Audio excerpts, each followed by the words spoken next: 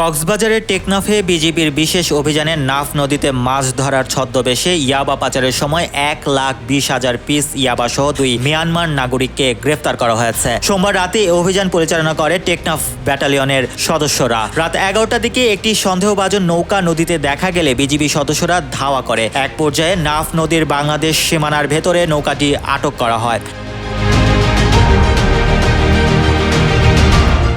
পরে তল্লাশি চালিয়ে নৌকার পাটাতনের নিচে জালের ভেতরে লুকানো অবস্থায় 1,20,000 পিস ইয়াবা উদ্ধার করা হয়। আটককৃতরা হলেন মিয়ানমারের মংডুর ডেলপাড়ার জুবায়ের ও নুরুল আমিন। তারা প্রাথমিক জিজ্ঞাসাবাদে ইয়াবা পাচারের কথা স্বীকার করেছে। বিজিবি জানায় এই মাদকদ্রব্য বাংলাদেশি দোসরদের কাছে হস্তান্তরের পরিকল্পনা ছিল। পাচার চক্রের সঙ্গে জড়িত অন্যান্যদের শনাক্ত ও আইনের আওতায় আনতে তদন্ত চলছে। Mohammad Rasel, news 21, news desk.